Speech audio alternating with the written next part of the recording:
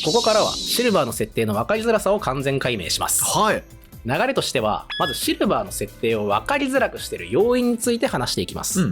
その後、その要因によってシルバーの設定がどのように分かりづらくなっているのかの具体例をいくつかの作品をピックアップしながら確認しご紹介していきます。なるほど。これを聞けば今のシルバーが分かるっていうような内容ってことですかね。そういうことですね。なるほどなるほど。少しややこしい解説になるかと思います。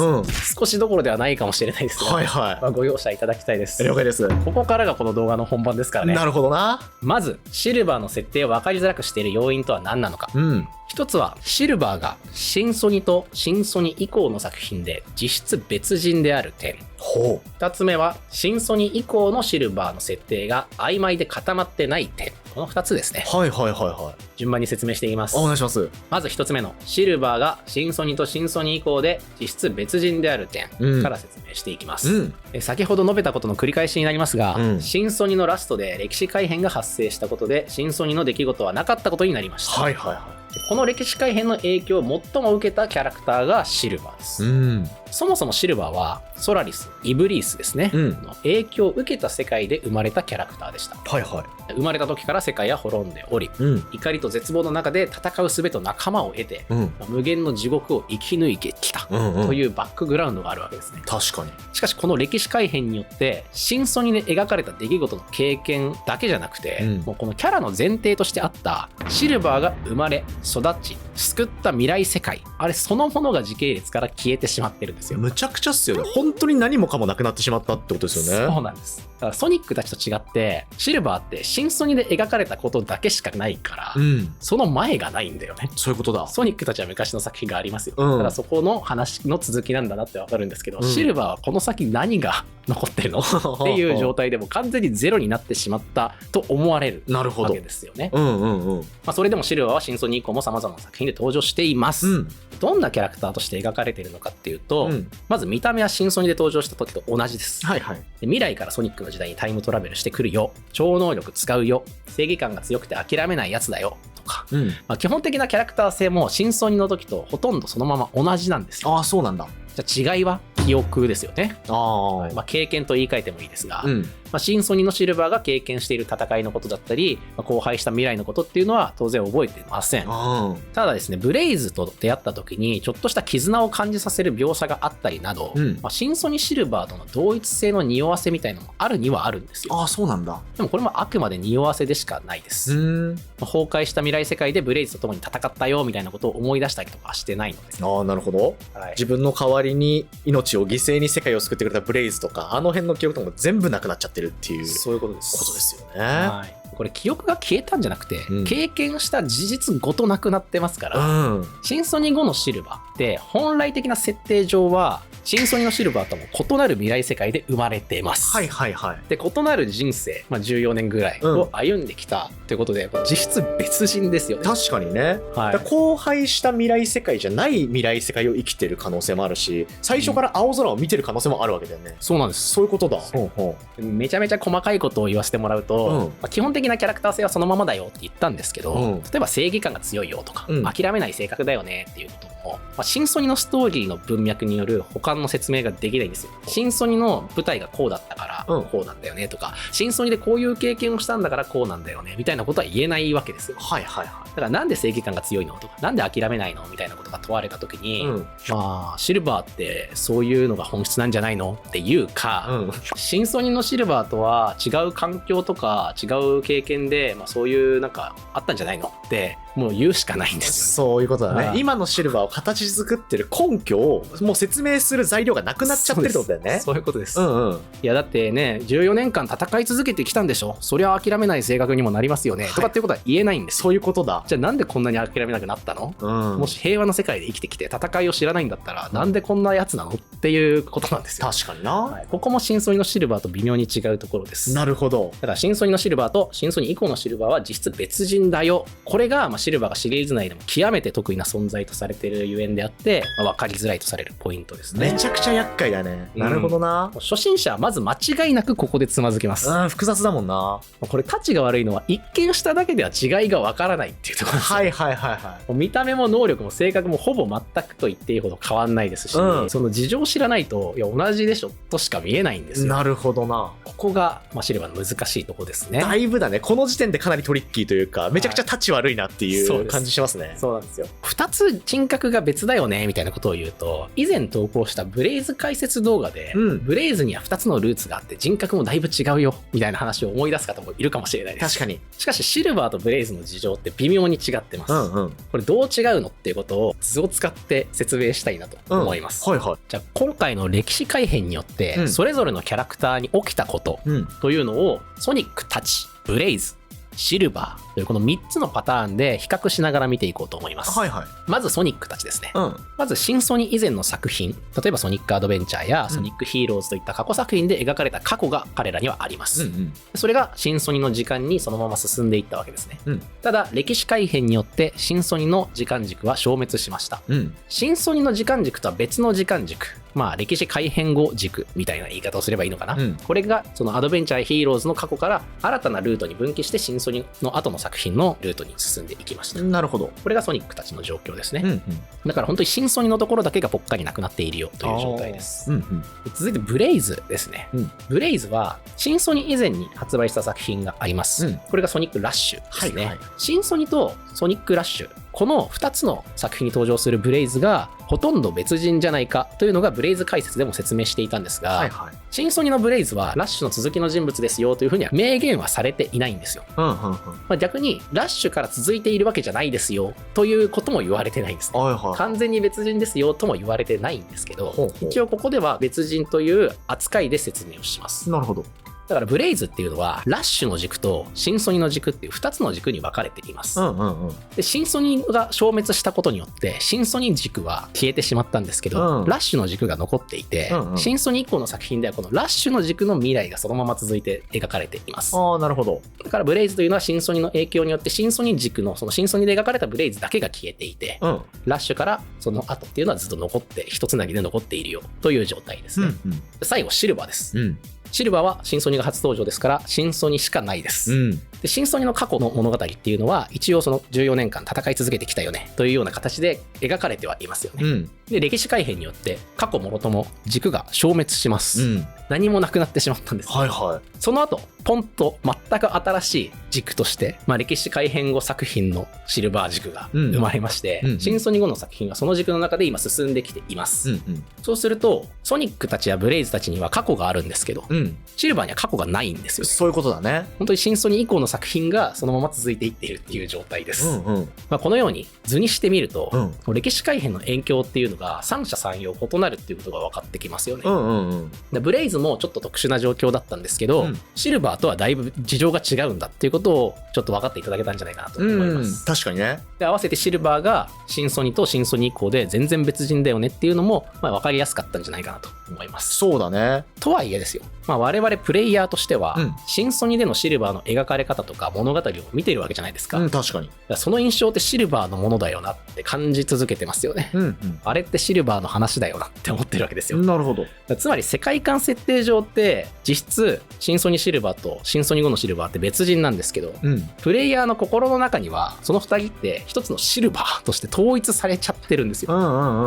だから認識のズレが生じやすいんですよ。なるほどね。あれなんで今のシルバーって新ソニの時のことを言わないんだろうなとか、こういう性格だったっけみたいなこととかが全然発生するんですよね。なるほど。これもシルバーの分かりづらくなっている要因、そしてその影響の一つですよね。シルバーだけはもう本当に歴史が全部なくなってしまって、新ソニ以降の作品でポンと出てきただけに過ぎず、これだけが浮いているというかバックボーンのないふわふわしたキャラクターになってるっていうことですよね。でもプレイヤーの気持ちとしては新ソニで見たシルバーの活躍っていうのが輝かしく残ってるわけだから、そのフィルターで今のシルバーのことも見ちゃうけど、これってもう別人だからっていうこの認識のズレがよりシルバーを分かりにくさせてるっていうことなんですかね。そうなんですよね。なるほど。続いて2つ目の要因、新ソニ以降のシルバーの設定が曖昧で固まってない点を説明していきます。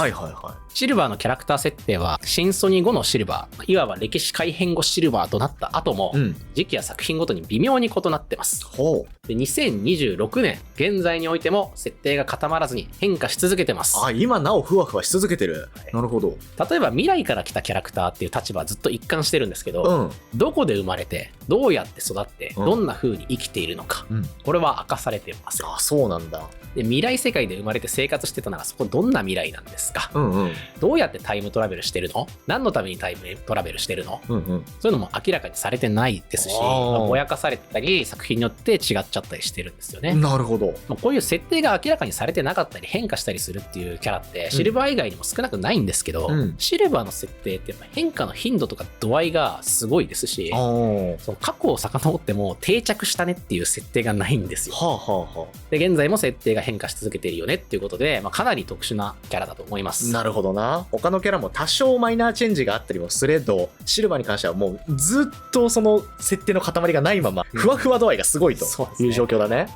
で中には過去作で描かれた設定と矛盾する設定が出てくることもあったりして、どこからどこまでが信頼できる設定なのかなっていう判断が難しいです。なるほど。それに加えてそれでもこの設定を理解しようって挑戦する人たちを阻む、つまずきポイントが多いのもシルバーの特徴です。さらに障壁がある。さらに障壁があります、これもシルバーに限らずなんですが、ソニックシリーズの世界観とか設定を知りたいって思った時によくつまずくポイントっていくつかあるんですよ、ちょっとこれを話していくんですけど、まず時系列が不明瞭。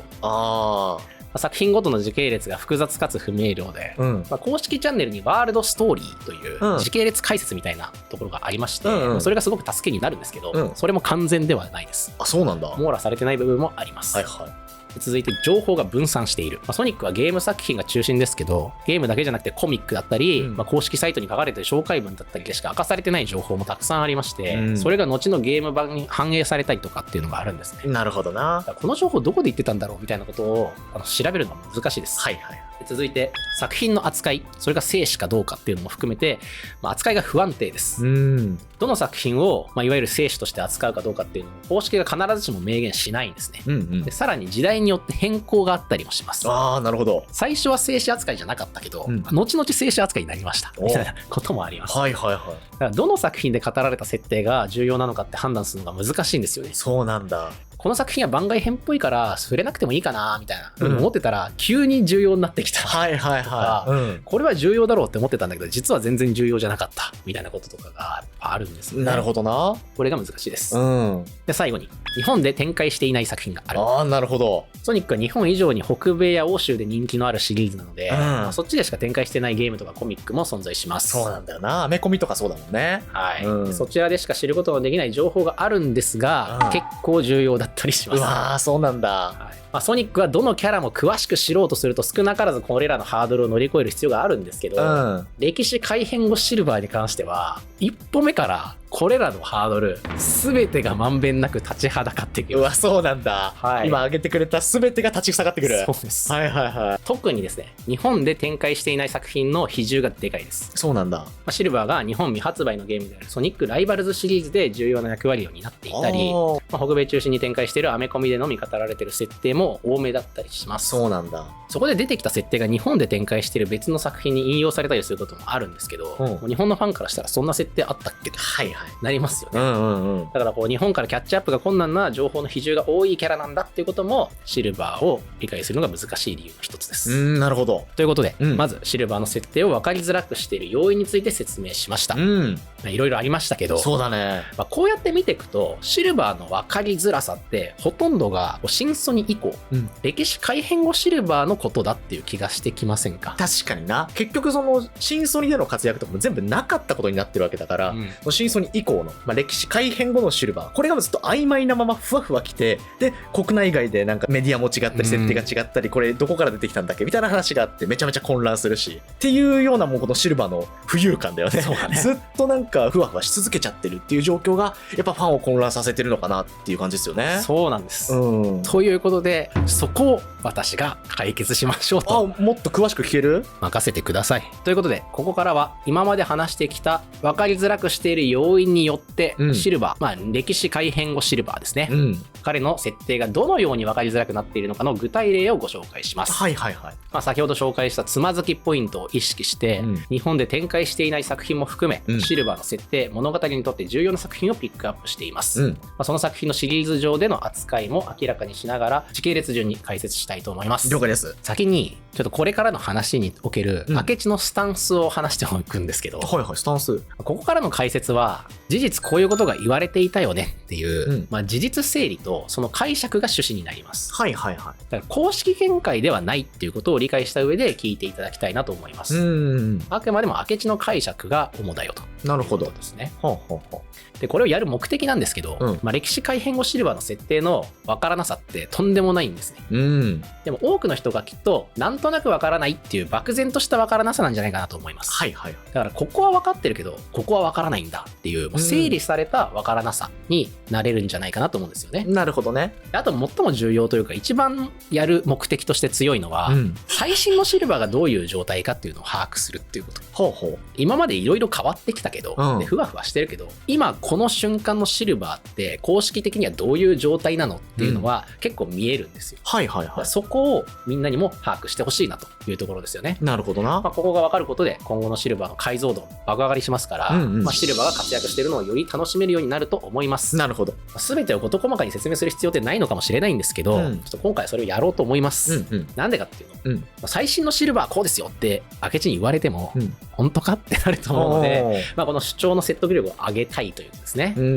あと過去にこう言われてたんですけどみたいな、いろんな情報を持ってる人いると思います。ただ今回全部一応まとめて説明しますので、最新のシルバーにとって、現時点に限って言えば特別重要じゃないよっていう情報だと説明することで、不要な混乱を防げるんじゃないかと、この設定って重要なのかな重要じゃないのかなっていうのがやっぱりあると思うので、一応全部説明しますよと、であとはですね、それにもかかわらずですよ、過去の情報っていうのが今後急に再利用される可能性も残ってるんですよ。セガはやりかねないです。はいはい。だからその時にあれが再利用されたのかっていうふうに冷静に立ち回れる。なるほど。そういうのが区別できるようになるかなと思います。もうすでにこれって過去やってたよなとか、あの時消された設定がまた復活したんだみたいになるのか、なんだ知らない設定出てきたぞなんだこれはみたいになるのかちょっとまた違うと思う。そうならないためにも流れを全部解説しようと思います。なるほどね。シルバーの分からなさを根底から分かるようにすることは不可能だから、シルバーって今何が分からないんだろうかっていうところを改めて整理して、でその整理した情報をもとにちょっと明智なりの解釈も含めて分かりやすくお出ししますよと。そこを事細かにちょっと説明していくよという後半部分という感じなんですかね。そうですね。なるほど。はい。正直初心者の方にとっては知らない作品名とか単語がバンバン出てくると思いますので、今回の話ってだいぶ知識を持ったファン向けになってます。なるほどな。なので細かい説明の部分って結構省いちゃいます。ちょっとその点はご了承ください。了解です。ちょっとシルバーがだいぶ上級者向けのキャラだなということもここまでの説明でなんとなく認識したんで、ここからも難しい説明が続くのかなと思いつつ、明智くんがうまく噛み砕いてくれるでしょうと信じて、ちょっと楽しみにしたいなと思ってます。頑張ります。お願いします。解説の流れをまず説明します。まずはですね、シルバーの活躍した作品の時代を3つに区分します。まずは黎明期。だいたい2006年から2009年ぐらいですね。で続いて発展混迷期。2010年から2019年ぐらい、ちょっと長いスパンになります。最後に再編期。2020年頃から現在に至るというところですね。なるほど。この3つに区分しています。ただこれはもう便宜上やっているだけで、公式とかではないです。はっきりと分かれているわけではなくて、その時期もグラデーションになってますので、発展期に入ったけれども黎明期っぽい場所があったりとか、再編期になったけど発展期っぽい場所があったりとかします。なるほど。で扱う作品についてなんですが、黎明期からは新ソニ、ソニックライバルズ、ソニックライバルズ2、発展混迷期からはソニックカラーズ DS 版、ソニックフォース、そして IDW コミック。大体8巻ぐらいまでの内容ですかね。そうなんだ。再編期からは IDW コミックの9巻以降をピックアップします。なるほど。一応新ソニ以降のシルバーの解説が中心にはなるんですけど、新ソニも一応含めて比較しながら見ていこうと思います。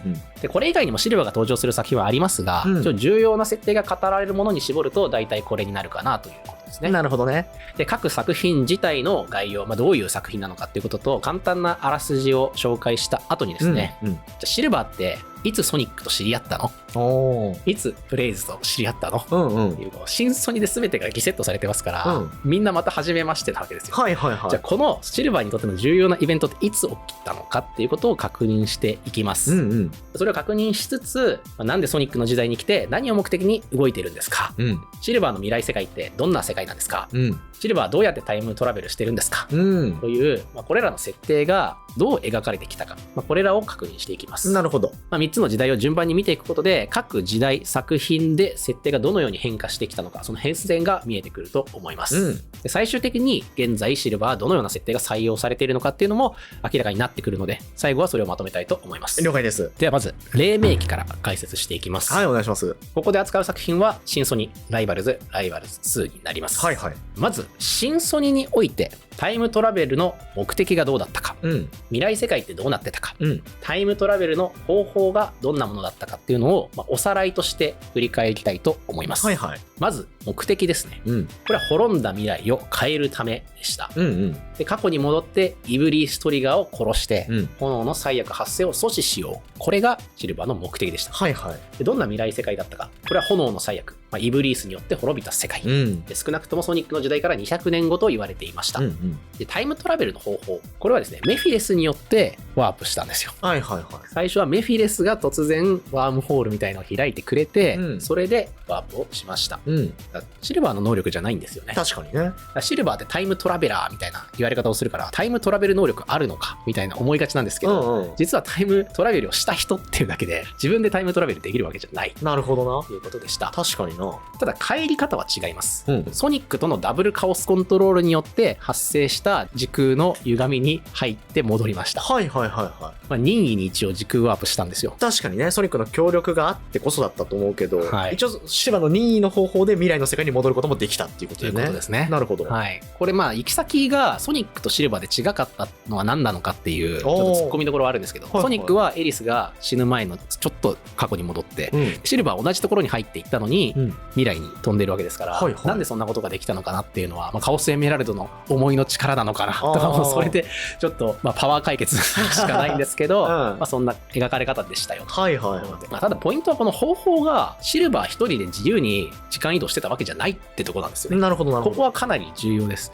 新ソニの時点ではそういう風に描かれてたんだな。で以上が新ソニの振り返りでした。続いてソニックライバルズです。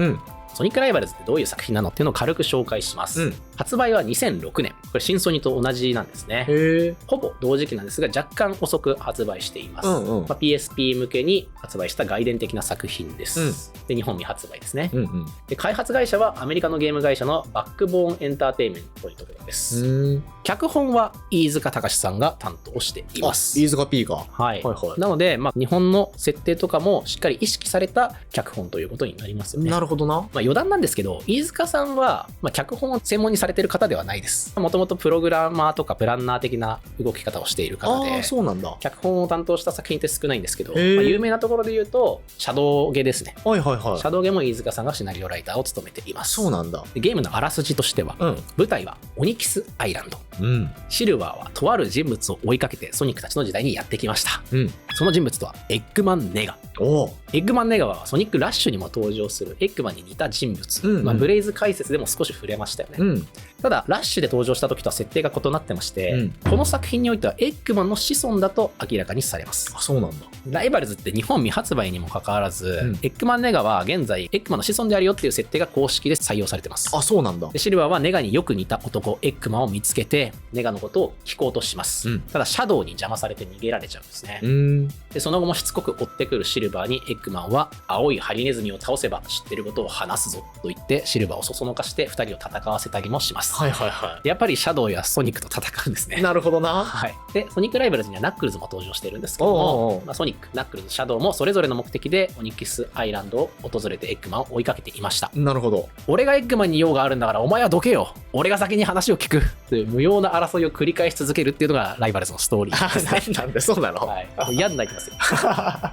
てかエッグマンにそそのかされてソニックと戦わされるっていうのもなんかナックルズと若干キャラかぶってて、なんかここややこしいですよね。そうだね。結構初期のシルバーナックルズっぽさも醸し出してたからね。そうなんだ。でその後シルバーはナックルズからエッグマンが何やら撮影したものをカード化できるカメラみたいなものを持っているぞということを聞きます。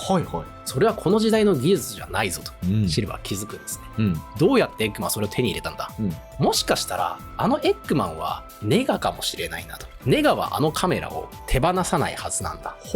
これ理由わかんないんですけど、ネガはあのカメラを手放さないはずだから、あのエッグマンもしかしたらネガかもなみたいなことを疑い始めます。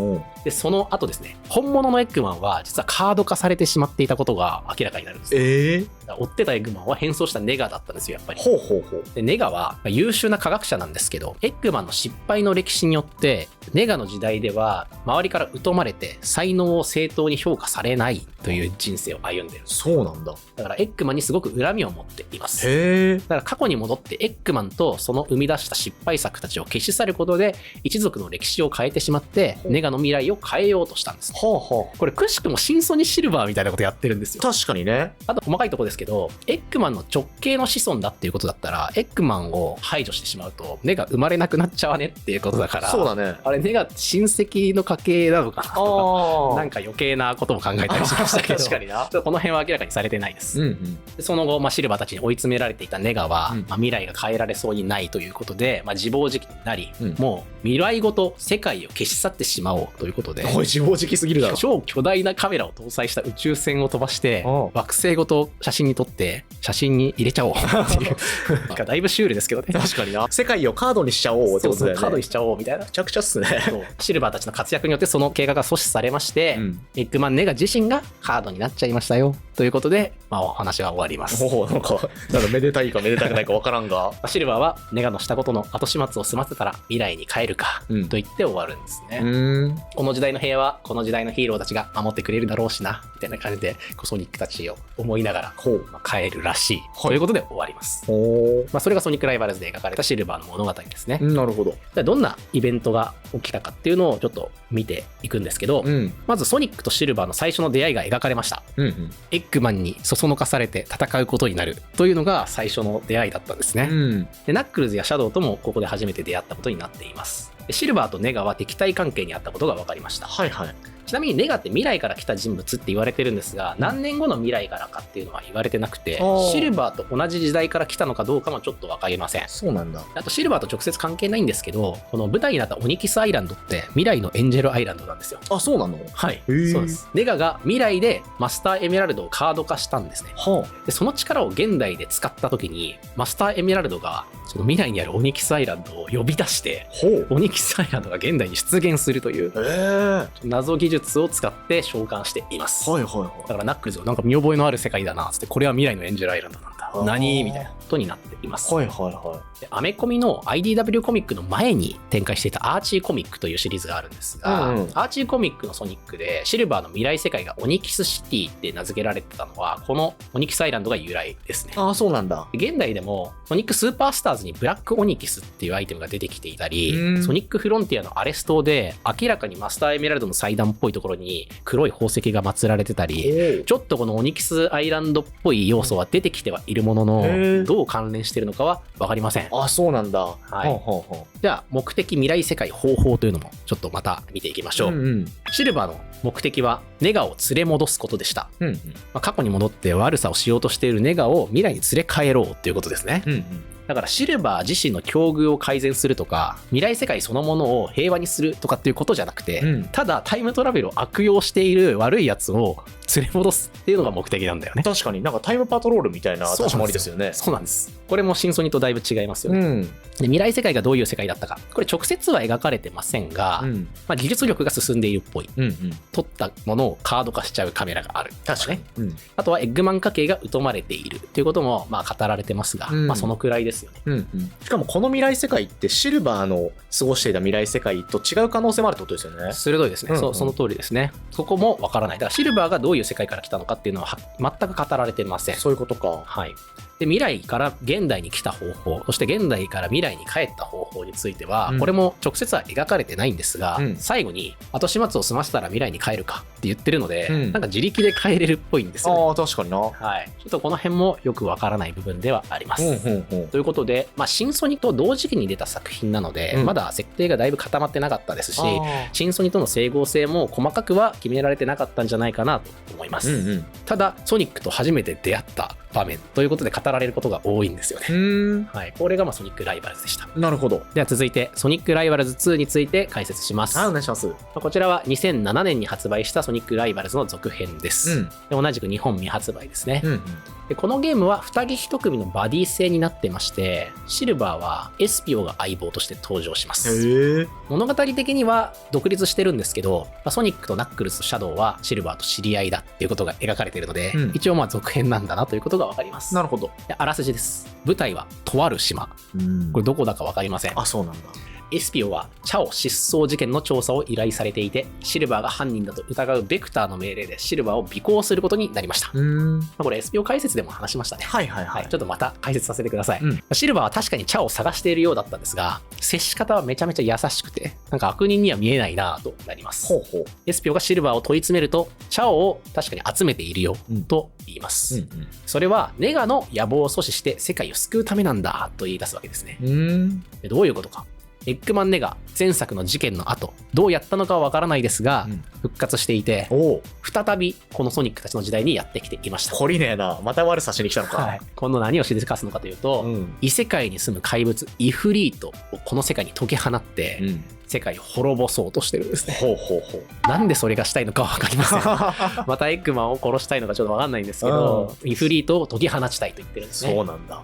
イフリートはなんとチャオを食べることで無敵になる。うわ、そうじゃん。イフリートってめちゃくちゃな化け物なんだよな。バクバクチャオを生きたまま食らうということで、エスピオがドン引きするんですけど、だからネガがチャオを集めるより先にチャオを安全な場所に隠すっていうのがシルバーの目的だったんですね。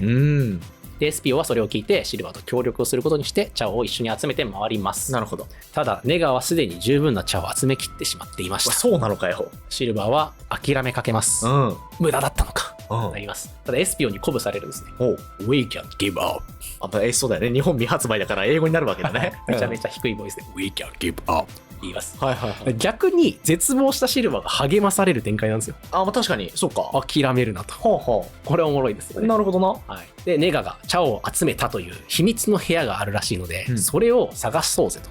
でそのチャオを解放しようぜということで奔走するんですけど、悪いことの連続です。突然イフリートの世界とつながる異次元ポータルが出現してしまいます。何間に合わなかったのかと万事休すかと思われた時、ネガがそんなバカな叫びます。何が起きたのか。ネガが集めてたチャオたちが消えていました。これ実はたまたまソニックたちが事情を知らずに、チャオがなんか囚われてるから助けようっつって助けてたんです。よかった。だからラッキーパンチで、チャオたちはいなくなってました。でネガは計画通りにはいかなかったんだけど、もうイフリートとの次元つながっちゃってるから、もうこのままイフリートを目覚めさせて、完全体ではないけど滅ぼしちゃおうということで、作品を実行します。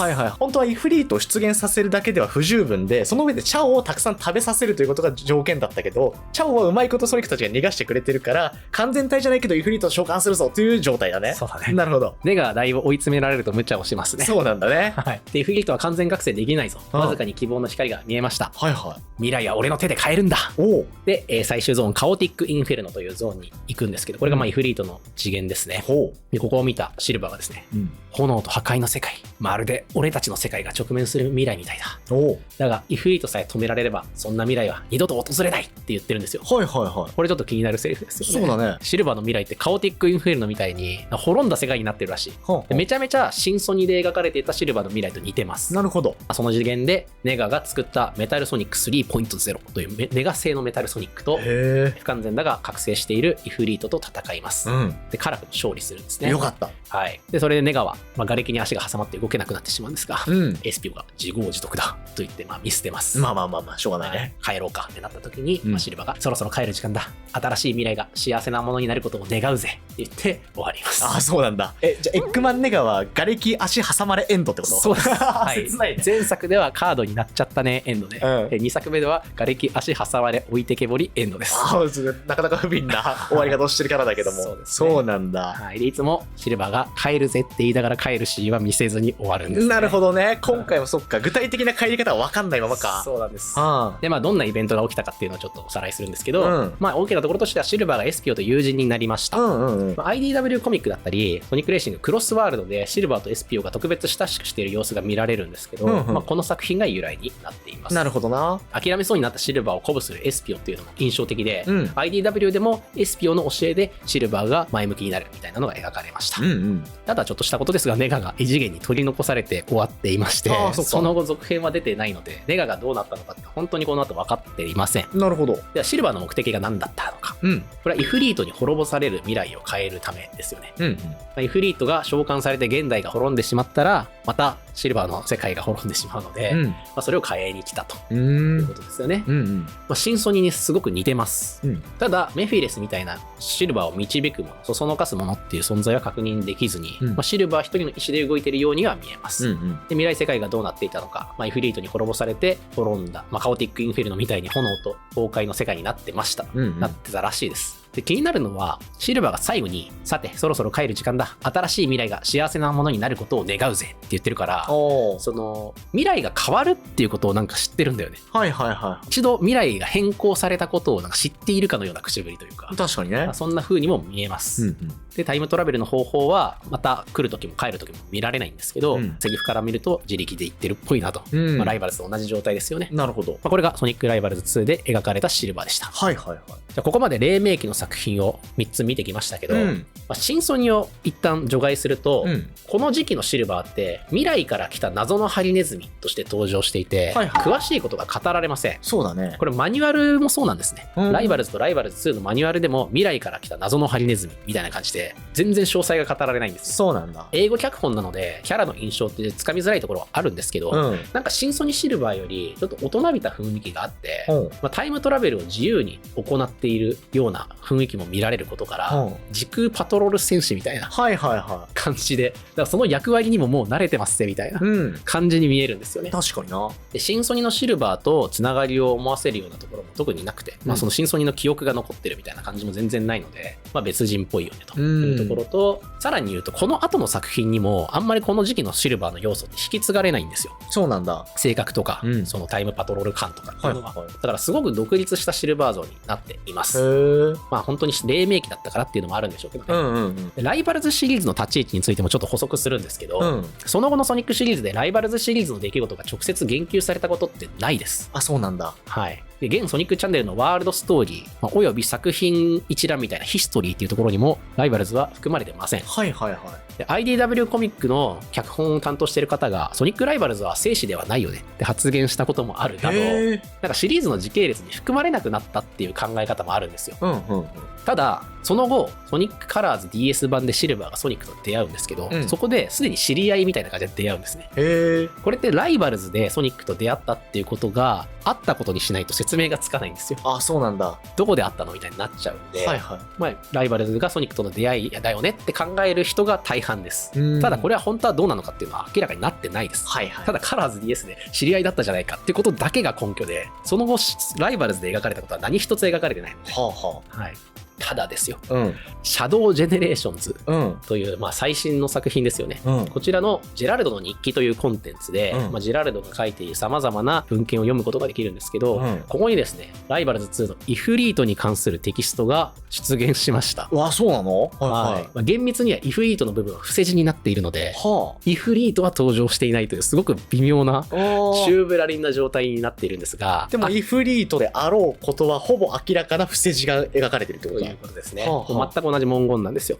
イフリートという部分だけが伏せ字になっています。これがシャドウジェネで描かれたということは、ライバルズシリーズとかで描かれた設定って今後生死に含まれる可能性高まったなと。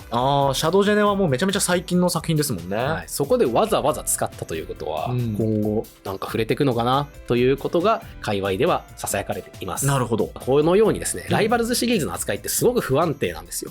これまでも変化しているし、現在も未確定です。現にソニックチャンネルのワールドストーリーにないですからね。そういうことだ。それも受けてライバルズシリーズのシルバーってなんか設定も他の作品とだいぶ違うし、カラーズ DS 版以降に登場したシルバーと同一人物かどうかも怪しいよねっていう見方もあります。ただこの動画では一応ライバルズシリーズのシルバーも同一人物だという解釈で一応進めさせてください。続いては発展混迷期を解説します。ここではソニックカラーズの DS 版ソニックフォース、そして IDW コミックを扱います。了解です。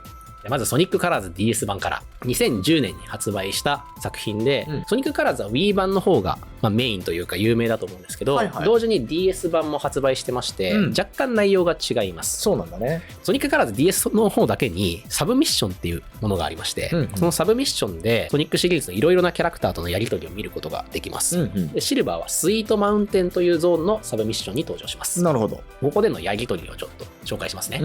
ソニックとテイルスがスイートマウンテンにやってくると、シルバーがいるんですね。ようソニック、あんたもあのアトラクションに入るのか？やめときだよ。未来はあんなに石やビルだらけの暗い世界じゃないぜ。でテイルスが、シルバーのいた未来はどんなところだったの？と聞きます。未来はもっと明るいところさ。空が青くてみんな笑って生きてる。ソニックが、それなら今と変わらないじゃないか。シルバーは、はは、そうだな。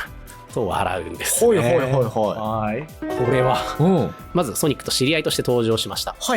直接の言及はないんですが、ソニックと出会った作品ってそれ以前だとライバルズしかないので、ライバルズの続きなんだなというふうにライバルズを知ってる人は受け取ったわけです。なるほど。ただ日本未発売ですから、日本ではこれが最初なんですよ。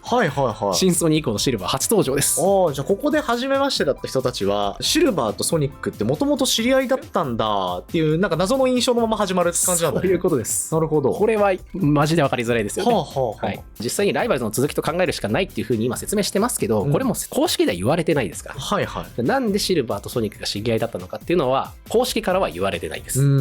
でもう一つ大きなトピック、初めて明るい未来からやってきたシルバーが描写されました。そこだよね。ソニックライバルズでもその未来ってちょっとよく分かんない感じでしたし、ライバルズ2では滅んだ未来でした。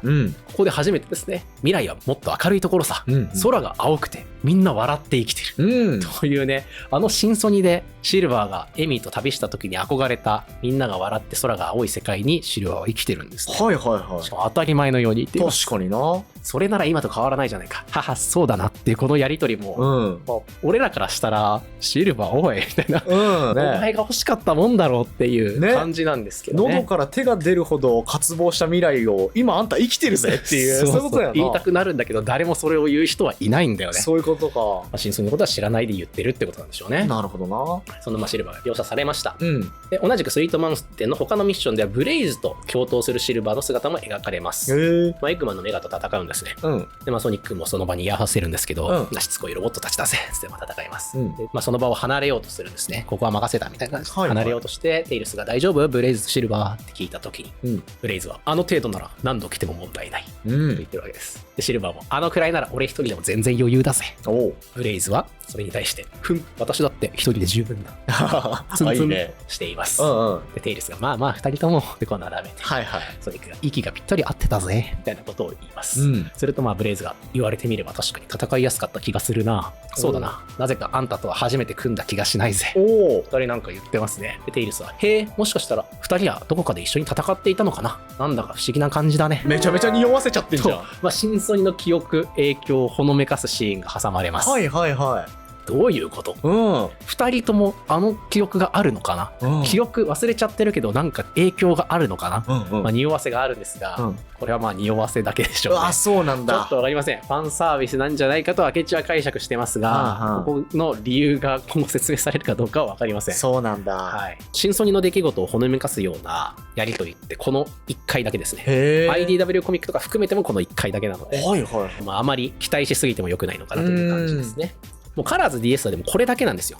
本当にスイートマウンテンのサブミッションで2回登場した場面だけなんですけど、結構盛りだくさんでしたよね。確かにね。イベントとしてはブレイズと初めて出会います。ここがブレイズとの初対面なんですよ。で知り合いじゃないところで一緒に共闘してなんか気が合うね君みたいな出会い方をしたということですね。でこの出来事っていうのはソニックレーシングクロスワールドでもシルバーのセリフで言及されています。そうなんだ。だから現在のシルバーもこの時の記憶があるっていうことなので、カラーズ DS は生死として組んでいいんじゃないかということになっています。なるほど。カラーズって Wii 版の方が有名で Wii 版はリマスターもされて今遊びやすいんですけど、実は DS 版の方でシルバーは重要な出来事が描かれてるんですよね。そうなんだ。これ結構トラップだと思います。確かに Wii 版では描かれないエピソードってことですよね。そうですね。でシルバーが過去に来た目的は分かりません。そこは喋ってませんでした。で未来世界は空が青くてみんなが笑って生きてる明るい世界が初めて登場したんですね。これ大きな違いだよね。でどうやって来たののかですね、タイムトラベルの方法も全く分かりません。未来世界の描写だけが描かれたということですね。なるほど。じゃ続いてソニックフォースについて解説します。2017年に発売したゲームですね。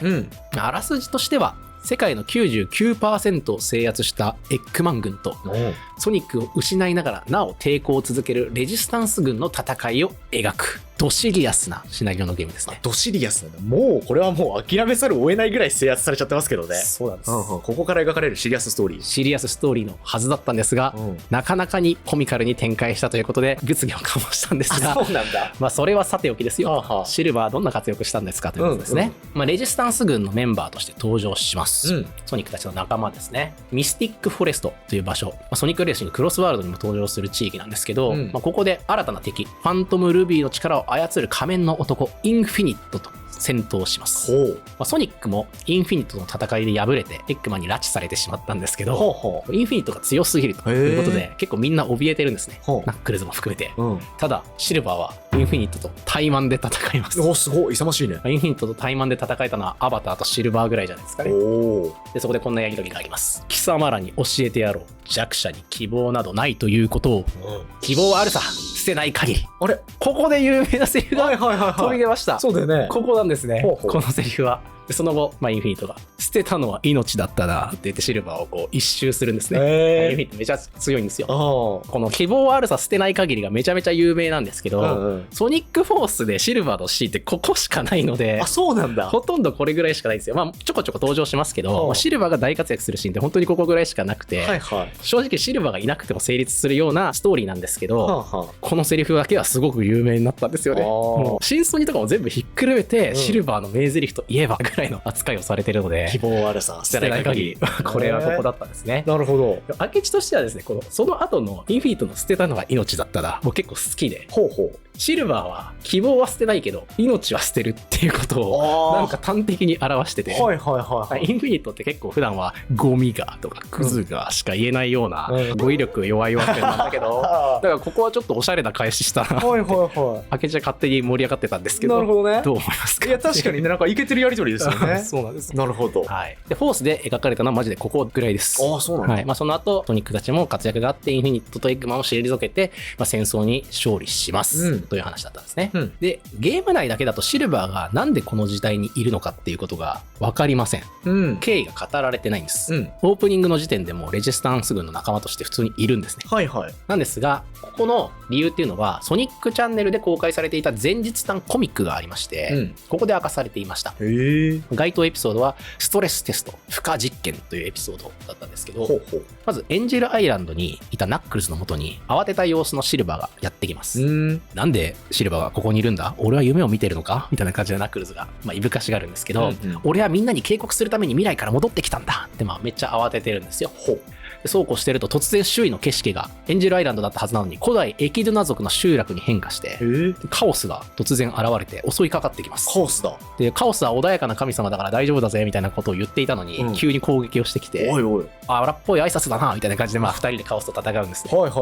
でなんとかもうカオスを倒すんですけど、霧のように消えてしまうというか、なんかちゃんとカオスと戦ってたのかどうかよく分かんないな、手応えがないなみたいな感じで終わるんですね。なんかよく分かんないことが起きたぞってなっています。シルバーはこれはきっともっと大きな最悪の前触れだ、世界を破滅させるような何かが起こるってことさ、史実にも残ってないしありえないようなことだけど、俺はきっとその何かが起こるのを阻止して未来を守るためにこの時代に戻ってきたんだ。一息になんか言ってます。確かにな。アメコミあるあるのセリフめちゃめちゃ長いですね。長いんだよね。こんなこと言ってるわけです。ただこれを聞いてもちょっとよくわかんないですけどね、シルバーは何が起きるかっていうのはわからないけど、なんか危ないことが起こりそうだから、みんなに知らせるために未来から戻ってきたと言ってるんですよ。具体的に何っていうのは言ってないんですよね。っていうエピソードが描かれました。一応こういうことだったんだってことですよね。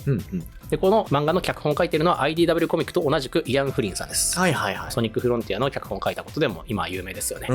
でこのソニックフォースの前日談コミックは IDW のシリーズが始まるより前なので、厳密に言うとそのアーチー時代のライターとして参加したってことですよね。なるほど。この漫画のシルバーって絵柄も含めて幼めに描かれてるというか、なんかちょっと可愛い感じで描かれてるんですよ。これは初めてのことなんですね。シルバーがこんな雰囲気で描かれるのってこの前日談コミックが初めてだったんですけど、IDW の初期はこの前日談コミックで描かれたシルバーが踏襲されていると思います。これはなんかヤンフリンさんのシルバー感なんでしょうね、きっと。理由は分かりません。日本のセガがどこまで監修してそうしたのかは分からないです。だいぶ違和感はありますね。なるほど。で、フォースの目的ですね。シルバーが戻ってきた目的は何かが起こるのを阻止するためでした。具体的な原因が不明だったんですね。ざっくりしてるよね。で、未来世界がどうなっているのかも描かれてません。で、戻ってきた方法も分かりません。未来から戻ってきたんだとだけ言っていて、ちょっとどういう状況だったのかは分からないんですね。以上がソニックフォース関連で描かれたシルバーでした。いただきました。では続いて IDW コミックについて解説します。一応発展混迷期で扱うのは8巻までのエピソードなので、日本で今現在翻訳版が出ているのがちょうど8巻までですから、ちょうどそこがすっぽり入っているということで。なるほど。IDW コミックというのは2018年からスタートしたアメコミシリーズです。で、日本語訳版も8巻まで刊行されています。北米の方ではもう20巻近くまで出てるのかな。ああ、そうなんだ。だいぶ、倍ぐらい差を開かれてしまってるんですけど、そんなアメコミシリーズです。で、こちらですね、ソニックフォースの直後から直接続くストーリーがずっと展開しております。だからゲーム版とだいぶつながりがあります。最初に描かれたショーのあらすじを紹介すると、ソニックフォースでエッグマン軍が崩壊した後、メタルソニックが実は最終兵器としてネオメタルソニックに秘密裏に改造されていて眠っていたんですけど、戦争が終わってしまったと。その戦争が終わった後、ネオメタルソニックがエッグマンになり変わって軍の残党を率いて反乱を起こすというところから始まります。シルバーが関係するところだけざっと流れを解説するんですけど、シルバーはコミック2巻収録されている第8話で初登場します。ソニックフォースの戦いの後、シルバーは未来に戻ったらしいんですが、なぜかまたソニックたちの時代にまた戻ってきてるんですよ。シルバーが言うには、未来に帰ったらまだ平和になってなかった。そして別の変化をしていたんだと言うんですね。俺がこっちに来た時点では俺の時代はエッグマン帝国に支配されてた。人々は恐怖に怯え汚れた空気に苦しんでいた。というわけです。俺がこっちに来た時点っていうのはソニックフォースの事件の前のことを説明しています。でそこではエッグマン帝国に支配されてたんだというわけですよ。エッグマンを破りましたから、じゃあ未来は平和になったかなと思って帰っていったんですが、未来に帰ってみるとエッグマン帝国と一緒に人々も消えていた。何もなかった。人々も植物も機械もあったのは水と機械的な植物だけだったと言います。それでシルバーは再びソニックの時代に戻ってきたんだということなんですね。そうすると案の定トラブル解決しておらずネオメタルソニックとドンパチやってたので、やっぱ平和になってなかったんだなっていうことでシルバー合流するんですけど、このシルバーが説明する未来、いろいろ気になるところがあります。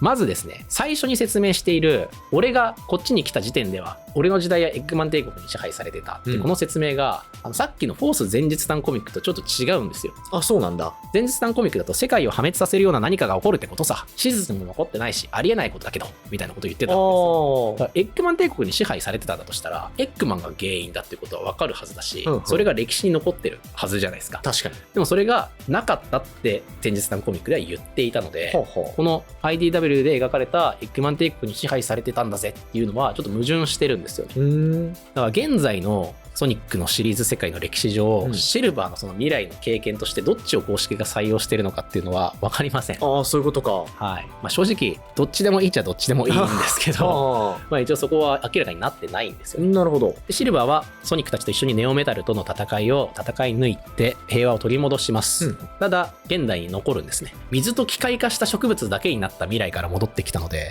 なんかこれで解決したとは思えないんだよな。何か嫌な予感がするって言って俺は残るぜって残るんですよ。でその次の章で水と機械化した植物になってしまった原因が明らかになります。これはですね、エッグマンが開発したメタルウイルスというものだったと判明するんですね。このメタルウイルスは感染した相手をゾンビのようなロボットにしてしまうという超極悪なウイルスでした。このメタルウイルスによる大パンデミックをソニックたちとシルバーは戦うことになります。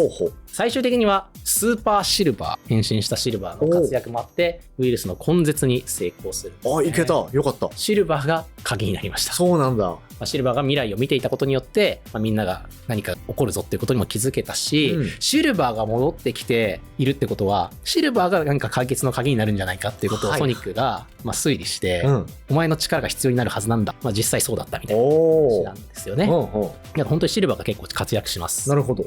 ウイルスの根絶に成功した後にシルバーは未来に戻っていきます。で世界の状況を見て回るんですね。こう荒野を飛び回りながら。てなわけで元の時代に戻ってきたわけだ。ちゃんと緑がある。今のところ順調だな。でも数百年もの間に何が起きててもおかしくない。全部ちゃんと元通りになってるか、それともって言ったら開けたところに平和な未来都市の姿がドーンと出てくるんですよ。でシルバーがありがとなソニック、みんなおかげでいい未来が築けたよ。わあやったって言って、ゾンボット編終わるんですけど。よかったね、いい未来になったんだ。はい。こんなことが IDW の発刊で描かれました。なるほど。ここまでのことをおさらいすると、目的としては水と機械的な植物だけになった未来を変えるために戻ってきていました。で未来世界は水と機械的な植物だけになった世界です。でエッグマンの帝国に支配された世界から変化して、エッグマン帝国どころかみんないなくなって完全になんか変わった世界なんですよね。タイムトラベルの方法としてはなんか自力で来てるっぽいですよね。確かにな。ちょっと分かんないですこれ。なんか行ってまたすぐ戻ってきてるからなんか自力で戻ってるんじゃないという気がします。未来に戻る時も自力で戻ってるっぽいですよね。なんか今まだ戻らない方がいいと思うんだよねつってとどまってで解決した後にってなわけで元の時代に戻ってきたわけだってこう戻ってるので、なんかタイムトラベル自由にできてるっぽいぞと。確かにね。いうことが見えます。で他にもポイントっていくつかあって、カラーズ DS では未来は明るく平和なんだって言っていたんですけど、エッグマン帝国に支配されたり機械化しちゃったりしてるので、その確定しているはずの未来が突然変化することがあるっぽいぞ。なんか未来不安定じゃないっていうことが示唆されるんですね。で最後元の世界に戻ったシルバーが全部ちゃんと元通りになってるかって言ってるから、なんか明るい未来を経験してるらしいっぽいこともわかる。確かにね。これがカラーズ DS で言ってた未来と同じなのかどうかは分かりません。でしかも最終的におかげでいい未来が築けたよって言ってるのも気になって、元の未来に戻ったようじゃないんだよね。確かに。だから最終的に築かれてた未来っていうのは元通りなのか、なんか異なってるけど平和だったっていうのことだったのかも分かんないんですよ。気になる書かれ方だなと思います。でタイムトラベルの方法については、具体的な方法は明かされなかったんですけど自力でできてるっぽいぞと。でこれソニックからご丁寧にシルバーは未来に帰れるもんな、どうやってるかはよくわからないけどって言われるシーンがあってイアンフリンらしいなというか、なんかわかんないよっていうことをわざわざ言ってるんですよね。だからそう描かないよってことですよね。そういうことか。という感じで、IDW では結構いろいろ設定が新たに追加されております。以上が IDW の解説でした。なるほど。展開混迷期についてまとめるんですけど、設定がごちゃごちゃしだした時期ですよ。そうだね、いろんな話があったな。カラーズ DS に始まり、フォース IDW と、だいぶ設定が右往左往してたなという印象です。ただポイントとしては明るい未来のシルバーが登場したということですね。これが一番でかいです。ただ荒廃した未来世界も描かれており、一貫はしていないですね。でこうした設定が固まらない一方で、新ソニの時代には見られなかった性格描写とか肉付けがかなりされるようになった時期でもあります。シルバーの登場回数自体はまあまあ多いんですよ。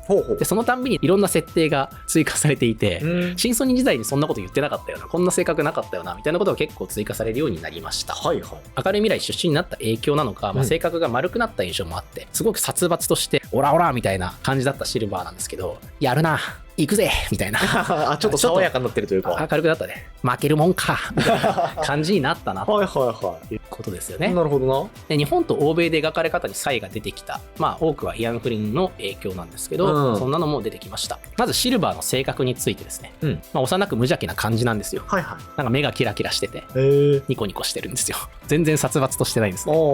でヒーローへの憧れを語ります。ヒーローってかっこいいよなみたいな。で IDW に登場するウィスパーですね。最近クロスワールドにも参戦して話題になったウィスパー、このウィスパーを戦争時代の英雄ガーディアンエンジェルとして慕っています。ウィスパーにめちゃめちゃ憧れてるんですね。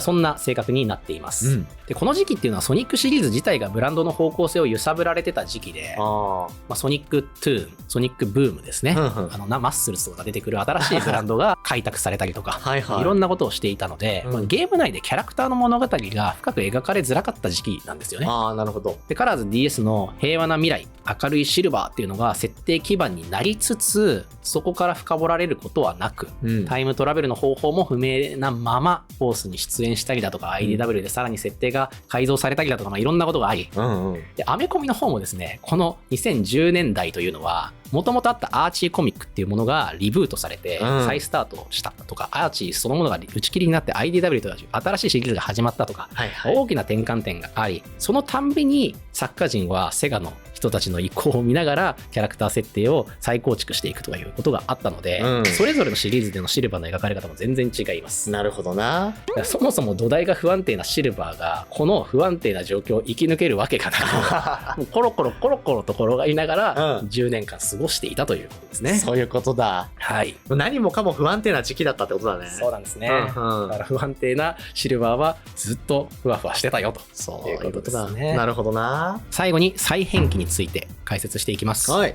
ここでは作品としては IDW の9巻以降のみを扱うんですが、一応シリーズ全体の様子も合わせて解説しようと思います。了解です。で、IDW9 巻以降の話ですね。メタルウイルス事件を解決して未来に戻ったシルバーでしたが、再びソニックの時代を訪れることになります。シルバーは IDW コミック版で戦争で荒れ果てた土地にビクトリーガーデンっていう名前の農園を作って、なんかそこで野菜とかを育てるんですよね。なんかそれで少しでもこう希望を感じられるようにみたいな感じでやってるんですよ、一人で。で、そのビクトリーガーデンに来て、庭仕事してるんですけど、なんかどこか憂鬱そうなんですね。ちょっと思い悩んでるシルバーが描かれます。それに気づいたのはエスピオだったんですね。エスピオだ。これエスピオ解説でもこの話したんですが、またさせてください。シルバーはこういうんですよ。いつもは未来で何か良くないことが起きてて、それを変えるために過去に送られてくる。それが俺の仕事で目的だったんだ。歴史を見れば何をするべきかも分かってる。今回は何もない。未来も平和。この時代も平和。大丈夫じゃないのは俺だ。何を間違えた。何を見落としてる。もし明日最悪が起きたらわわわわわみたいになっていたところで、落ち着けシルバー。エスピオが諭します。何のためにここにいるのかが分からなくてもそれは問題じゃない。今お主はいるべき場所にいる。それにもし何か起きてもここには大勢の仲間がいるだろうと言葉をかけるんですね。エスピオ日記。エスピオ日記。これでシルバーはちょっと心が軽くなって、何でもできるような気がしてきたぜ。よかった。でこう庭仕事に持っていくんですけど、そんなシーンが描かれました。でブレイズとの関係にも新しい展開が生まれます。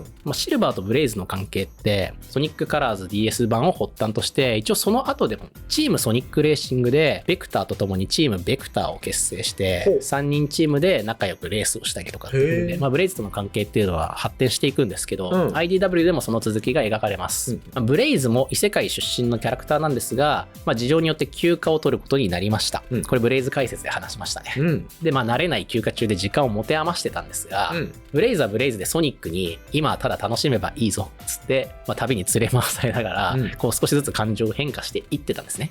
シルバーはエスピオの教えを受けながらもちょっとこうフラストレーションが溜まっていました。そうは言っても何もできないってなんかムズムズするなみたいな感じで、畑にはいるけどみたいな感じだったんですよ。依然そわそわしてると。それをブレイズに相談するんですね。そしたらブレイズが、お前はこの農園の恵みを収穫したいのだろう。それならそのために必要なのは今積極的に何かをすることか、それとも時間をかけて小さな努力を積み重ねることか、と聞きます。庭師にとって大事な才能っていうのはコントロールすることでも計画でも力でもなく聞くことなんだ。聞いて与える。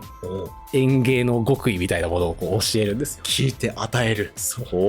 でシルバーはそれを聞いて神妙な面持ちで、あんたの言葉はいつも俺を納得させてくれるな。染みたんだ。何か染みてるみたいなね。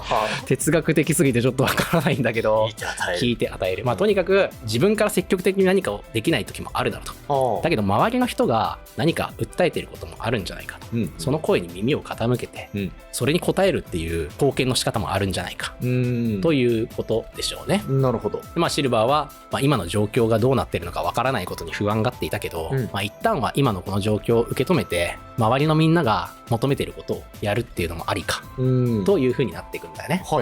でその後シルバーとブレイズの2人は世界を一緒に旅して、この時代とかこの世界への愛着とか理解を深めていこうとします。この時代で生きようっていう感じになるんだよね。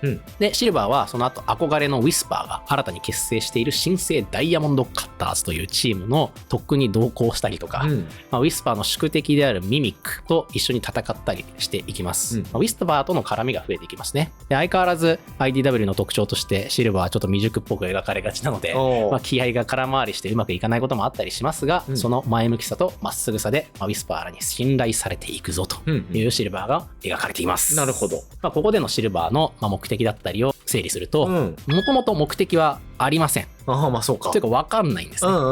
ただブレイズや SPO との話を経て、この時代で自分にできることをやろう、求められていることをしよう、というふうに、マインドを切り替えていきます。で未来世界はゾンボット編の後に訪れた、おそらく平和になった未来なんでしょうね。そこから来たんだと思います。で戻ってきた方法はこれまた不明なんですね。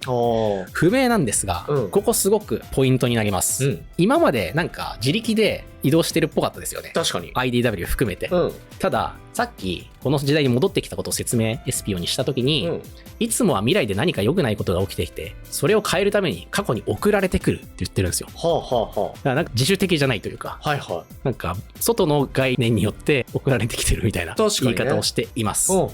シルバーが自発的にというよりは、なんか何者かに送られたというニュアンスというかと言ってるんですね。さらにですね、別のエピソードになるんですけど、自由に時間移動はできないんだよなっていうセリフもあるんですよ。これは新たな情報なんですね。この9巻以降に描かれた設定です。なるほど。でこの送られたっていう風な設定についてヒントになるものがありまして、2023年に設置されたシリーズ特設サイト、ファストフレンドフォーエバーですね。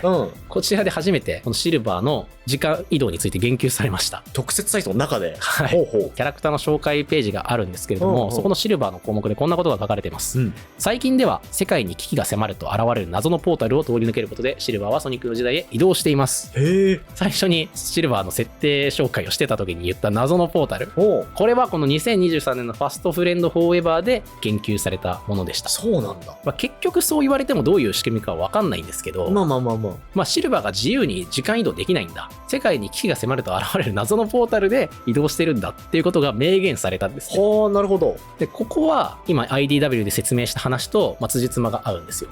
送られるという、何者かの意思が働いているのかどうかもわからないが、謎のポータルに送られてきてるわけですからね。でこのファストフレンドフォーエバーの文章というのは基本的に海外マーケット向けにまず書かれて、それが日本に翻訳されて入ってきているので、海外の設定を意識したものになっているんだろうと思います。というのでも IDW とつながりが強い設定になっていて、日本のファンからしたら結構寝耳に水というか、何それみたいな感じでした。そうだね。正直そんなこと一度も描かれたことないのにって感じでしたよね。でもっと言うと、このポータルに送られてくる、ポータルを通り抜けるっていうのはおそらくなんですけど、あくまでも来る時の設定なんですよ。未来から現代に来る時はポータルを通り抜けて送られてきてるけど、戻り方っていうのは別にまだ不明なんですよね。そうなんだ。世界に危機が迫ると現れるポータルっていうことは事前に現れてるよね。危機が迫ってそれを解決に行く。でその後どうやって戻るのかっていうのはここでは説明されてないので、これもポータルが急に出てくるのかな、それともなんか自分で何か戻るのかなみたいなのは分かりません。シルバーで過去作において戻るのも自由にできてそうだったんで、なんか帰りは自由意志なのかなって解釈すると、一応過去の描写とギリギリ矛盾しないんですよ。そうなんかな。来る時はポータルだけど帰りは自由みたいな風にすると、一応全部辻褄は合うんですけど、ちょっとここは分かりません。確かにな。でさらにですね、特設サイトっていうのは年々新たに作られるんですけど、2025年の特設サイトレーシングアラウンドザワールド、こちらではですね、シルバーの紹介文自体がなくなりました。そうなのかよ。でソニックチャンネルが2025年にリニューアルされた際の紹介文、これは日本のソニックスタッフが、豊田さんが書いてるんだろうと思うんですが、このポータルについては言及がないんですね。じゃあこの設定って2025年はどうなってるのっていうことなんですが、ソニックフレンズにてポータルで時空移動するシルバーが描かれました。そうなの？ソニックフレンズ版のシルバーは未来世界からポータルで現代に戻ってきている姿が描かれました。なるほど。リニューアル紹介文が出てきた後の話なので、最新の描かれ方ですね。なるほど。で現状ポータルによっての移動が直接描写されてるのってこのソニックフレンズだけなんですよ。そうなのかよ。嘘でしょ。2023年に初めてその文言が言われて、でおそらく IDW の話とつなげてるんだろうなっていう風にみんな推測してて、でも IDW の方ではそのシーンっていうのは描かれたことがなくて、フレンズで初めて描かれました。ソニックフレンズがまさかのこのシーン初登場。そうです。なのでこの設定はおそらく日本にとっても生きた設定なんじゃないかというのが明智の解釈です。ということで再編期は短いんですがこんな状況でした。なるほど。再編期のまとめとしては、2020年頃この再編期として扱っている時期頃ですね、ソニックシリーズは世界観設定の見直しを進め始めた時期なんですよ。ソニックフロンティアだったりシャドウジェネレーションズだったり、最新作が出るたびに設定がいろいろ整理されました。地域や時代でバラバラだった設定がいっぱいあったんですけど、その曖昧だった箇所とかも含めて整理し始めて、一回これ統一しようよっていう動きが始まったんですね。ただなんとなくわかるかもしれないんですけど、かなり IDW のコミック依存の設定になってる気はしませんか？特にシルバーに関して。そうだね、途中からやっぱアメコミの比重はやっぱ大きくなってきてるなっていう印象はありましたね。そうですね。これシルバーに限ったことじゃないんですけど、シルバーは特に顕著かなと思ってます。そうなんだ。というのも元がなさすぎるからっていうのもあると思うんですよね。IDW は、ゲームと違ってそのスパンが早いので、どんどんいろんな作品を出したり、いろんなキャラクター活躍させられるっていう意味では設定の深掘りやりやすいメディアだと思うんですよ。だからこそシルバーの深掘りとかもやってくれてると思うんですけど、セガ側からはシルバーの未来の具体的なことはやらないでって言われてるらしいんですね。あ、そういうお達しがあるんだ。これ一応裏を考えると日本では見られないからだったと思うんですよね。そうか。ずれちゃうじゃないですか。だから日本でも今アメコミの展開は進んでいて、だんだんと歩調が合ってきたらようやくそこもこう入ってくるのかなという風な気がします。今はこの歩調を合わせる過渡期みたいな状況なので、ちょっとシルバーとブレイズにはソニック世界にとどまっといてもらえねえかという状況なんじゃないかと明智は読んでます。なるほどね。この良し悪しっていうのはここは判断できないですね、正直。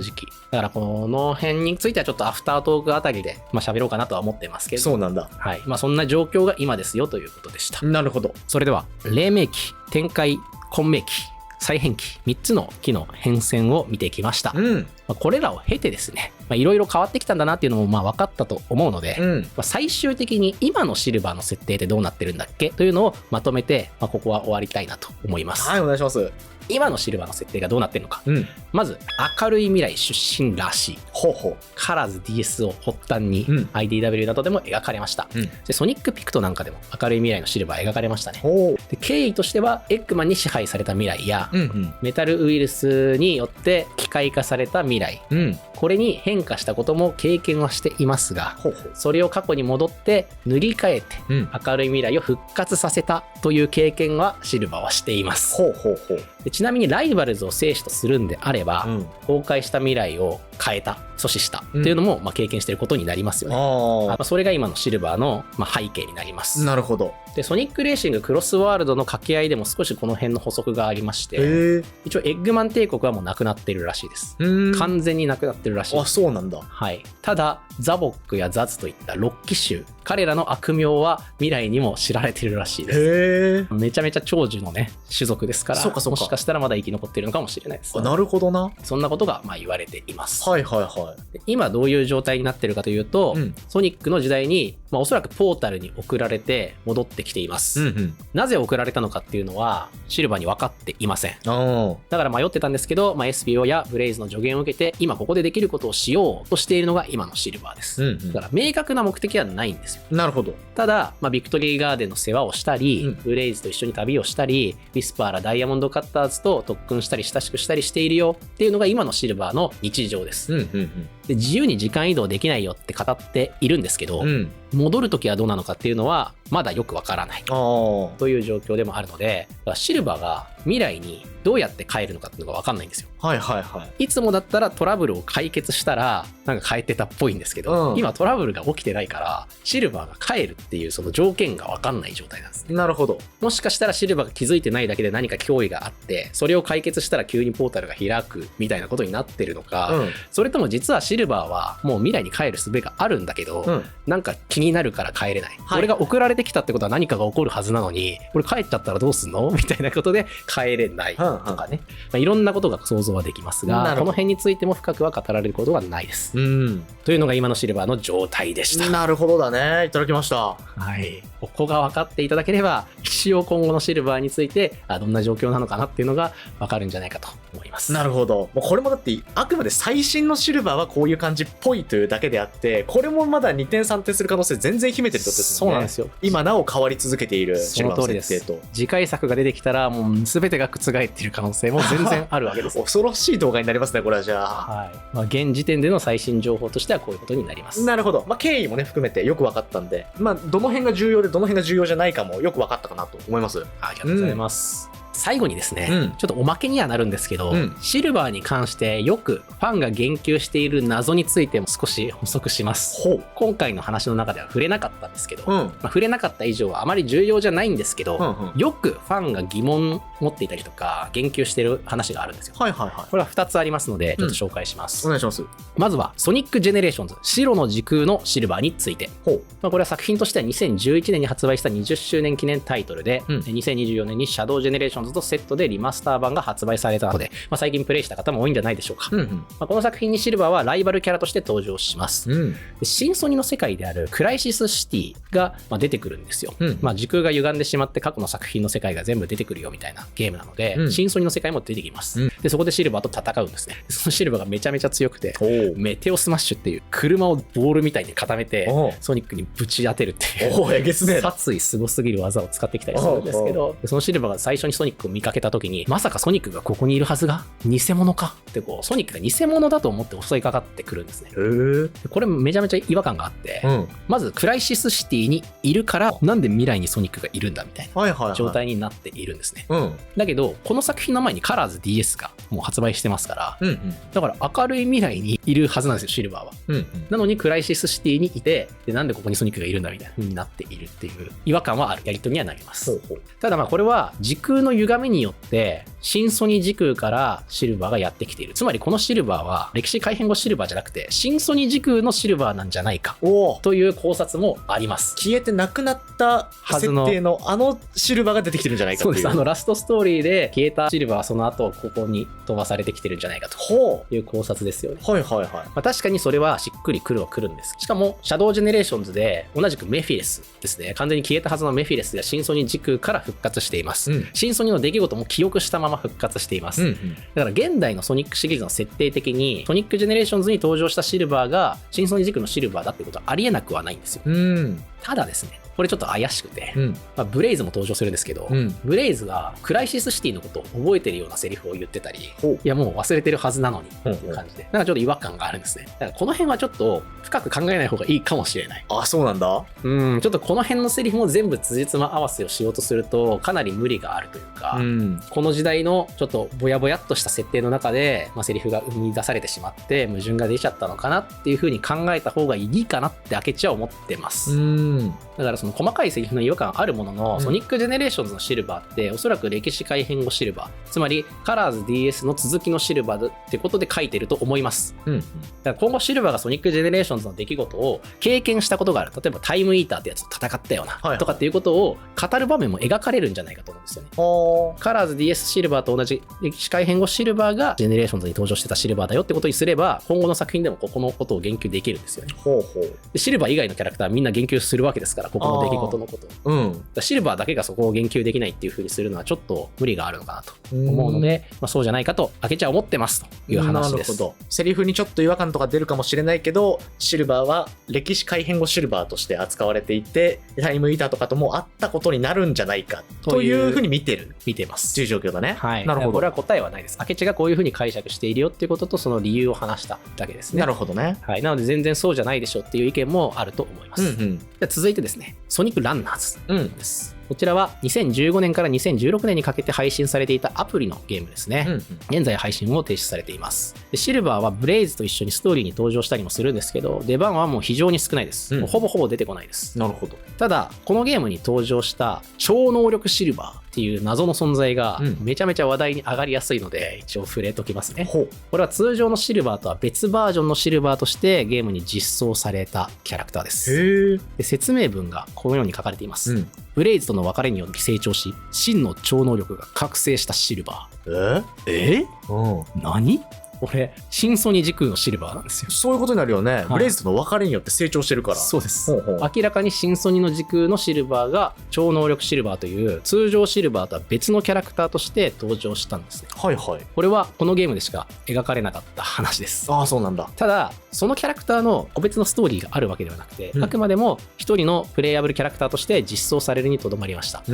でチーム区分も特徴的でして、通常シルバーっていうのはなんか初心者向けのキャラクター詰め合わせみたいな感じで、チームイージーっていう謎の区分で、クリームとかビッグとかで一緒にチームを組んでるんですけど、この超能力シルバーはチームフューチャーです。でチームメンバーまさかのメフィレス。メフィレスとチーム？メフィレスと超能力シルバーが2人でチームフューチャーを結成して登場しました。どういうこと？何があったの？掘り方次第ではすごく面白くなりそうな匂いがプンプンするんですけど、残念ながらこのキャラクターが実装から間もなくアプリのサービス終了になったので、どういう設定のキャラクターで、どんな意図があってこれを登場させたのかっていうのは分からないままになりました。ファンサービスとして出したのかなっていう風に考えるのが、明智的にはいいのかなと思うんですけど、後にソニックスピードシミュレーター、ロブロックスのゲームでも超能力シルバーが登場してまして、そうなのかよ。ファンからしたら忘れられないキャラクターになっていたということですね。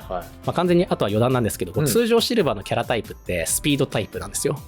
シルバーがスピードタイプになったのはこのソニックランナーズだけで、そうなんだ。大体フライタイプ、あとはテクニックか、フライタイプがない作品だとテクニックタイプだったりすることが多くて、超能力シルバーはフライタイプなんですけど、通常シルバーはスピードタイプになってて、わかんないんですけど、ソニックライバルズだと普通に速く走ってるから、なんかそこと整合性取ったのかなってことを考えたりしました。ここ謎っすね、じゃあ。ということで、シルバーの設定の分かりづらさ完全解明やってきました。シルバーの設定を分かりづらくしている要因と、それによってシルバーの設定がどのように分かりづらくなっているのかの具体例、そして様々な作品で描かれた設定の変遷を振り返り、時代ごとの特徴や事情、現在のシルバーの設定を紹介解説しました。ここまで分かっておけば、今後シルバーが登場した際、もし新しい設定が追加されたとしても、過去の設定が再利用されたとしても、混乱せずに受け止めることができるようになっているはずです。お疲れ様でした。ありがとうございました。長い動画になってると思いますけども、本当に丁寧にシルバーの経緯をね、事細かに説明してくれたんで、ここからのシルバーの設定が2点3点する中でも、重要なエッセンスっていうのは手に入れることができたんじゃないかなと思います。よかったです。じゃあ最後になるんですけれども、シルバーって何者だったのかな、というのを明智なりに総括したいと思います。これはもう全体ですね。シルバーがこの20年間、デビューから20年間で結局どういう風に描かれてきて、どんな運命をたどったキャラだったのか、これは設定的な話ではなくてちょっとメタ的な話になるんですけど、いろんな言われ方をします。シルバーっていろんなファンがいろんな言い方をすると思うんですけど、まずシルバーって魅力的な要素が盛りだくさんです。でファンからも人気なキャラクターだと思いますね。これは間違いないと。しかし設定がめちゃめちゃ複雑で分かりづらいキャラクターという側面もあります。で新ソニで描かれた核が残っていながら、幾度も設定変更を繰り返していて未だに固まっていない、今も変化してるキャラクター、ここもポイントですね。この今も変化が続いているんだっていうところはシルバーの特徴だと思います。なるほど。これはソニックたちのように今後描かれる設定が変わるとかではなくて、過去から変わっていっちゃうので、どこを足がかりにしたらいいのかがすごく分かりづらいキャラクターなんですよね。で未来人というキャラクター性を持たされて登場しました。この未来人っていう設定はもう制約上登場させるのが難しいですよね。確かにね。これは別にソニックに限った話じゃなくて、全部そうだと思います。それでもシルバーは人気キャラクターですから、なんとか登場させたかったんでしょう。で、その場その場で理由を用意してなんとか登場させました。ただそれによって設定が2点3点した結果、余計設定が複雑化することになり、余計扱いが難しくなり、余計出しづらくなるという、最悪な悪循環の中にいたんですよね。だからシルバーは、会社、セガの事情に振り回されたキャラクターとも言えるんじゃないでしょうか。なるほどな。これがシルバーとは何者かって言われた時の明智的な回答はこんな感じですね。なるほどね。いろんな事情がありながらそれに振り回されたキャラクターなんじゃないかということだね。そうですね。で今のシルバーっていうのは新ソニのシルバーじゃないです。みんなが大好きだった、新ソニのシルバーはもういません。そういうことだ。でも新ソニのシルバーに見たシルバーらしさって今も残ってると思うんですよね。正義の心、優しさで自分を犠牲にしてでも世界の平和と人々の笑顔を守りたいっていう強い意志、これを今のシルバーも持ってます。シルバーが壁紙カバーストーリーの中でこんなセリフを言っています。俺はヒーローじゃない。でもたくさんの笑顔を守るのがヒーローだって言うなら俺はヒーローになりたい。やっぱりシルバーはヒーローになりたいんですよ。これは IDW でヒーローに憧れているシルバーから始まった設定だったかもしれないけど、ちゃんとこれは壁紙カバーストーリーでも言及されています。そしてシルバーは絶対に諦めないですね。希望はあるさ、捨てない限り。出た。これがシルバーのもう大名言ですよね。新ソニのシルバーは絶望した世界の中でも青空を信じて戦い続けました。見たことはないけどきっと取り戻せる。もうその思いでずっと戦ってました。今のシルバーもやっぱり信じる力で動いているんですよ。未来は変化しちゃいます。何度救っても何度繰り返しても、で絶望しまくっても、未来の平和を信じてるんですね、シルバーって。シルバーは未来の世界でその未来がどうなるのかって見ることはあるんですよ。でそれを変えるために過去に戻ってくるんですよ。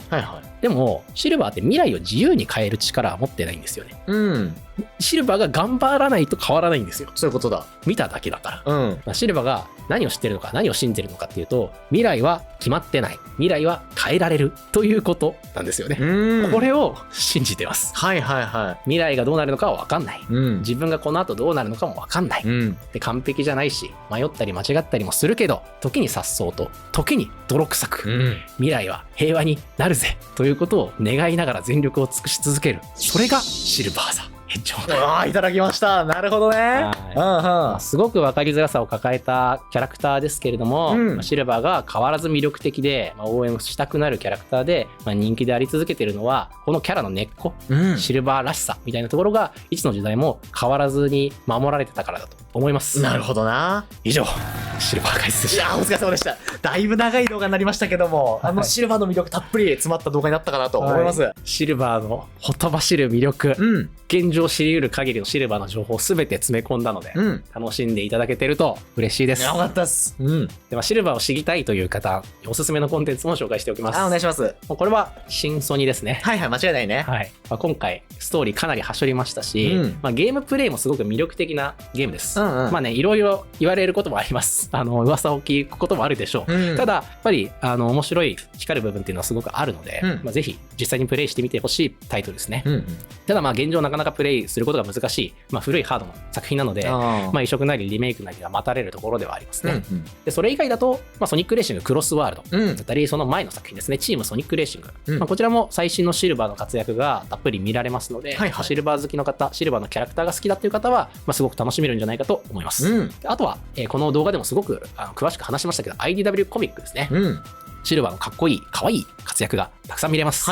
今日本の方で出ている7巻では、メタルウイルス編のクライマックスが描かれるんですけど、ここでの活躍マジでかっこいいので、そうなんだ。シルバー好きはぜひここを見てほしいですね。という感じでしょうか。なるほど。最後になりますけど、少しずつ設定が整理されてきて、様々なキャラクターが活躍しそうな機運が年々高まってきてます。シルバーは2026年に生誕20周年を迎えます。つまりシルバーはこれから大活躍するキャラクターかもしれない。そういうことだ。一番未来に可能性があるキャラクターってことね。そうです。ようやくシルバー自身の物語が動き出すんじゃないかと思います。この動画で得た知識を引っ提げて、シルバーの描き出す未来を期待して待ちましょう。ありがとうございます。この動画もいいと思った方は、いいね、コメント、チャンネル登録していただければ幸いです。じゃあそれでは島の言葉をお願いします。ご視聴いただきましてありがとうございます。次回もよろしく。